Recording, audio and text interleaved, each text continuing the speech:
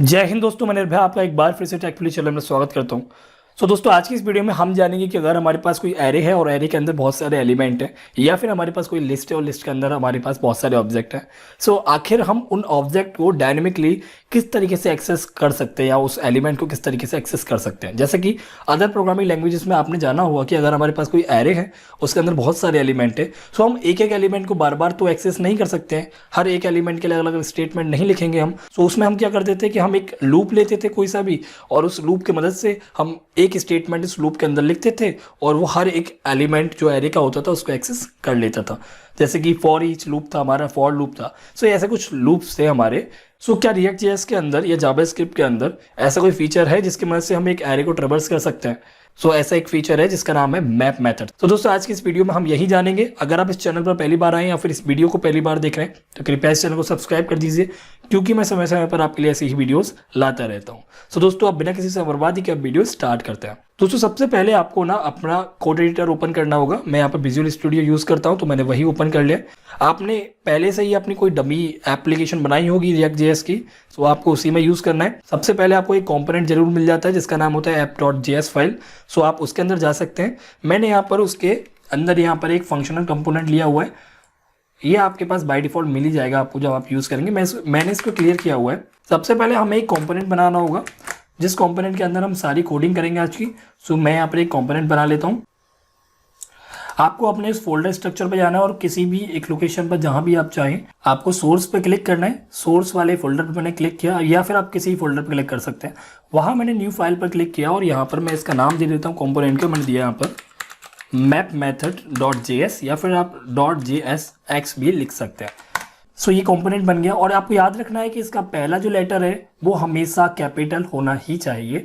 Map method का यहाँ पर मेरा कंपोनेंट बन गया। और यहाँ पर मुझे एक डमी कंपोनेंट चाहिए, तो मैं क्लास कंपोनेंट ले लेता हूं, क्योंकि मैं स्टेट पर भी काम करूंगा। स्टेट के लिए मुझे क्लास कंपोनेंट चाहिए, नहीं तो मुझे हुक्स का यूज करना होगा। तो इसलिए मैं सिंपली एक क्लास कंपोनेंट बना लेता हूं, जिसके लिए मैं यहाँ पर टाइप करता हूं RCC। RCC लिखते ही मेरे पास यहाँ सजेशन आ गई है कि अगर आप चाहें तो इससे भी क्रिएट कर सकते हैं। तो मैंने एंटर किया तो यहाँ डमी क्लास कंपोनेंट मेरा क्रिएट हो चुका है। अगर आपके पास RCC से कुछ नहीं आता है तो आप कंट्रोल के साथ स्पेस दबा के सजेशन ले सकते हैं। अगर उसके बाद भी कुछ नहीं आता है तो आप एक क्लास कंपोनेंट को क्रिएट कर सकते हैं सिंपली। यहाँ पर मैं इसका नेम चेंज कर देता हूँ। मैं यहाँ कर देता हूँ map_method। ठीक है, तो यहाँ पर मेरी डमी क्लास कंपोनेंट बन गया। अब क्योंकि मुझे स्टेट पर भी काम करना है, मुझे स्टेट बनाना है, तो क्लास के अंदर जाऊंगा, रेंडर से बाहर जाऊंगा, यहाँ पर मैं एक कंस्ट्रक्टर को क्रिएट कर दूंगा। कंस्ट्रक्टर को मैंने यहाँ पर कंस्ट्रक्टर के अंदर मैं यहाँ पर प्रॉप्स पास कर दूंगा, और इस मेथड के अंदर कंस्ट्रक्टर के अंदर मैं यहाँ पर सुपर मेथड कॉल करूंगा, जैसे कि हम हर एक कंपोनेंट में करते हुए आ रहे हैं। मेन काम हमारा आज का यहाँ से स्टार्ट होता है कि मुझे सबसे पहले चाहिए कि स्टेट। दिस डॉट स्टेट से मैंने स्टेट क्रिएट किया। इसके अंदर मुझे ऑब्जेक्ट पास करना है, तो मैं यहाँ पर एरे टाइप का एक ऑब्जेक्ट बना लेता हूँ, जिसका नाम मैं नेम रख लेता हूँ। ऑब्जेक्ट जो हमारा एरे होगा, तो यहाँ पर मैं स्क्वायर ब्रैकेट को ओपन कर लेता हूँ। अब मैं स्ट्रिंग टाइप का ऑब्जेक्ट लेना चाहता हूँ, स्ट्रिंग टाइप की वैल्यू लेना चाहता हूँ अपने एरे के अंदर। यहाँ पर मैं डबल कोट्स ओपन करता हूँ, यहाँ पर मैं कुछ भी लिख लेता हूँ, जैसे मैंने अपना नाम लिखा है निर्भय। उसके बाद दूसरा ले लेता हूँ मैं वैल्यू, मैं ले लेता हूँ शिवम। इसके बाद और भी मैं 2-4 नाम ले लेता हूँ।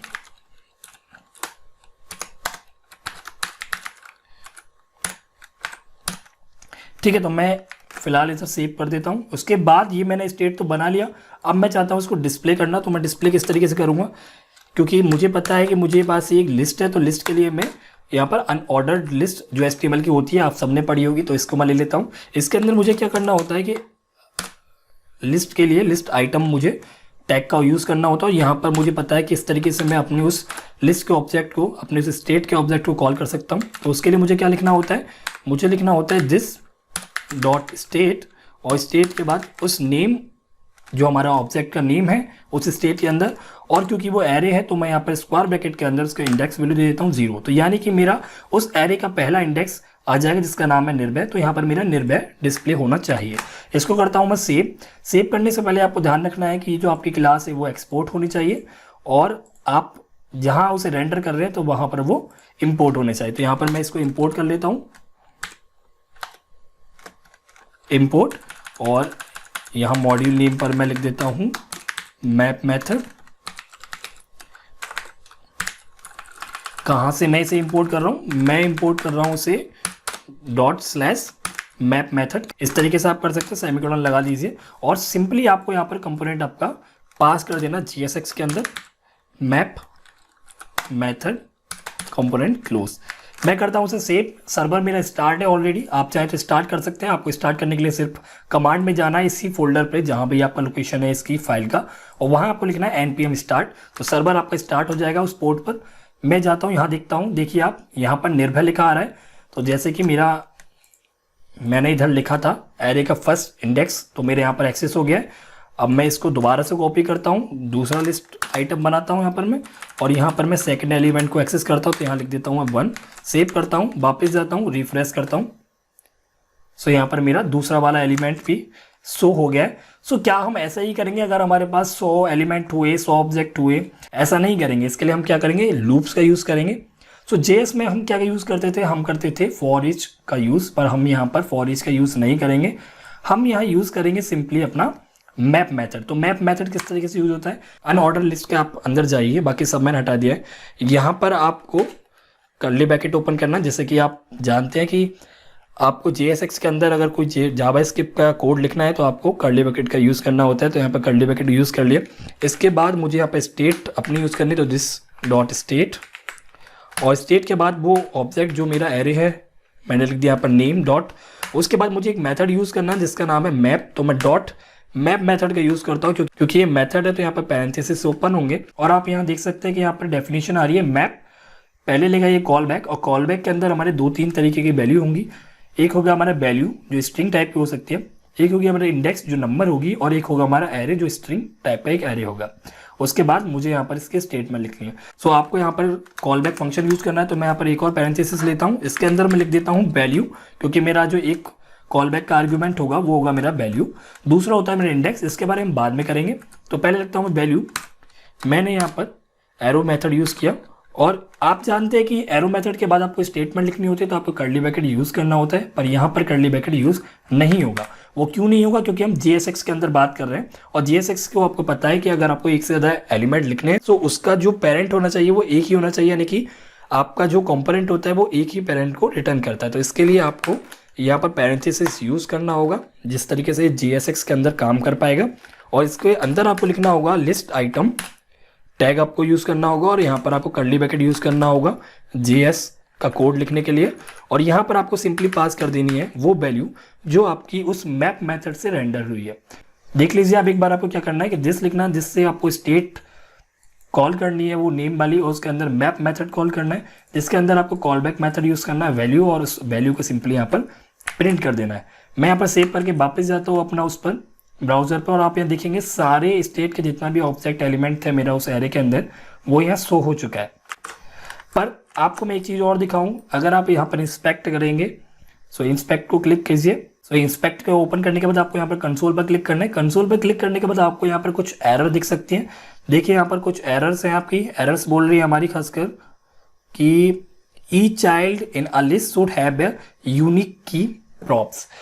हर जो चाइल्ड है हमारा लिस्ट का, उसके पास एक यूनिक आईडी होनी चाहिए। सो वो हमारे पास नहीं है। और जैसा कि मैंने आपको बताया था कि मैप मेथड के अंदर कॉल बैक मेथड यूज होता है, जो आपका कम से कम 3 आर्ग्यूमेंट ले सकता है। सो पहले तो हमने वैल्यू दे दिया, दूसरा हम इसमें क्या ले लेते हैं, इंडेक्स ले लेते हैं, जो हमारे यूनिक की को डिफाइन करेगा। अब आपने उस एरर में देखा होगा कि उस एरर में लिखा हुआ था कि जो आपका हर एक चाइल्ड कंपोनेंट था लिस्ट आइटम का, उसके लिए एक यूनिक की होनी चाहिए। तो यहाँ पर मैं लिखता हूँ की इक्वल टू, अब क्योंकि मुझे जावास्क्रिप्ट का कोड यूज करना है तो मैं कर्ली ब्रैकेट यूज करता हूँ और यहाँ पर लिख देता हूँ इंडेक्स। अब जैसे कि जो मैप मेथड है आपका सबसे पहले रेंडर करेगा इंडेक्स की वैल्यू जो होगी आपकी 0, उसके बाद 1 होगी, 2 होगी, तो की जो वैल्यू होगी लिस्ट आइटम की वो हर बार यूनिक होगी। सो अब आप इसे सेव करेंगे और वापस से रिफ्रेश करेंगे तो आंसर भी आएगा, और इस बार आप जब कंसोल पर देखेंगे तो वहाँ पर आपको वार्निंग या एरर भी नहीं मिलेगी। ठीक है, सो इस तरीके से आप यूज़ कर सकते हैं। अब आप यहाँ पर चेंज करना चाहें, जैसे कि यहाँ कुछ नाम लिख लेते हैं, अब आप इसे चेंज करना चाहें सो आपको बार बार उधर चेंज करने की जरूरत नहीं है, आप सीधे आपको अपना एरे अपडेट करना है और ये सब हो जाए। जैसे कि मैंने यहाँ पर एक नाम बढ़ाया, मैं यहाँ पर अगर एक नाम कम भी करता हूँ तो भी कोई फर्क नहीं पड़ेगा, ये सिंपली रिफ्रेश होगा और काम करेगा। सो इस तरीके से आप एक एरे को एक्सेस कर सकते हैं with the use of map method. अगर आप स्टेट की मदद से नहीं चाहते हैं यूज़ करना तो आप एक प्रॉप्स से भी यूज़ कर सकते हैं। प्रॉप्स को यूज़ करने के लिए आपको क्या करना होगा, इस जिस स्टेटमेंट को हम यहाँ से खत्म कर देते हैं। अब हम दोबारा से देखते हैं, पर हमें इस बार प्रॉप्स का यूज करना है। तो सो प्रॉप्स आपके कहाँ पास होंगे, प्रॉप्स आपके उधर पास होंगे जहां आपने उस कंपोनेंट को कॉल किया हुआ है।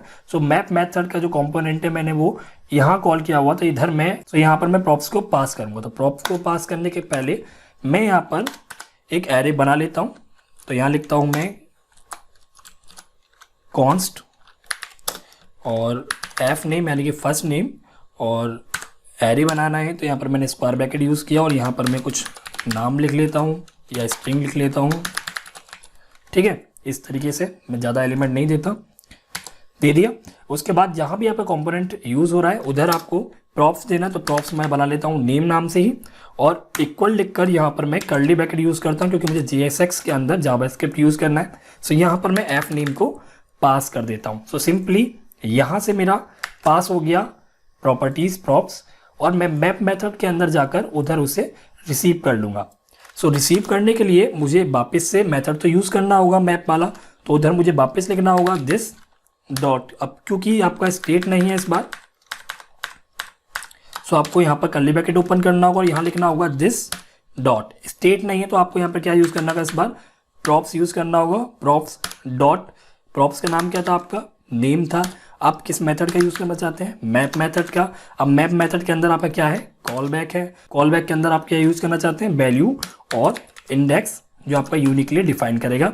उसके बाद एरो मेथड, और एरो मेथड के बाद आपका यहाँ पर पैरेंथेसिस ओपन करना है ताकि आप JSX का यूज़ कर सकें। इसके बाद आपको यहाँ क्या लिखना है, लिस्ट आइटम, और लिस्ट आइटम में आपको यहाँ पर की पास करनी है। की आपकी यूनिक होगी जो होगी आपकी इंडेक्स वैल्यू। उसके बाद आपको यहाँ पर लिस्ट के बीच में आपको पैरेंथेसिस या कर्ली ब्रैकेट ओपन करना है, और इस कर्ली ब्रैकेट के अंदर आप लिख सकते हैं वैल्यू। सो इस तरीके से ये पास हो गया है। एक बार मैं इसे सेव करता हूँ, दोबारा से इसे रिफ्रेश करते हैं इधर आके। सो यहाँ पर ये भी काम कर रहे हैं। तो आप मैप मेथड को यूज़ करने के लिए प्रॉप्स और स्टेट कोई सा भी यूज़ कर सकते हैं, इससे कोई फ़र्क नहीं पड़ता है। एक एरे को ये आराम से डायनेमिकली रेंडर कर सकता है, एक्सेस कर सकता है। सो दोस्तों आज की इस वीडियो में सिर्फ इतना ही। आशा करता हूँ आपके हर एक डाउट क्लियर हुआ होगा। अगर आपको कहीं भी कोई प्रॉब्लम आती है यहाँ से इस मैप मेथड में, तो आप मुझसे पूछ सकते हैं, कमेंट कर सकते हैं। सो आप मुझे मेरे इंस्टाग्राम आईडी पे फॉलो कर सकते हैं, वहाँ मुझसे कुछ भी क्वेश्चन पूछ सकते हैं पर्सनली, और साथ ही साथ आपको इस चैनल से रिलेटिव सारी की सारी अपडेट उधर मिलती रहेंगी। सो दोस्तों अगर इस चैनल पर पहली बार आए तो कृपया इस चैनल को सब्सक्राइब करें। वीडियो देखने के लिए धन्यवाद।